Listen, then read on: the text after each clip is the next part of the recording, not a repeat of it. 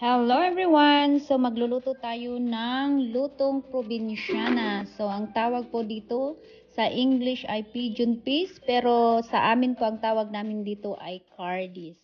So hindi ko alam kung ano ang tawag ninyo dito, pero ayan.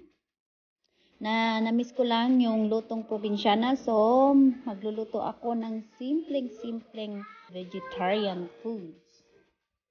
Ayan guys, nilagyan ko lang ng asin at saka konting magic sarap at halu-haluin. Pero pinakulo ko pala muna yung cardis bago ko to igigisa. So, then lalagyan natin ng dried black fungus. So, ayan, ang tawag namin dyan ay inga. So, ayan, ihalo-halo namin muna. So, ayan guys, kahit nasa ibang bansa tayo, ay hahanap-hanapin pa rin natin ang ulam na nakasanayan natin.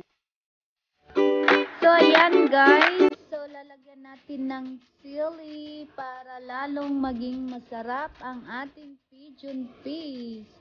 So, ayan guys. Tapos na at pakuluin ko lang ng konti. And then, kakain na guys. So, ayan ang aming simpleng vegetarian food.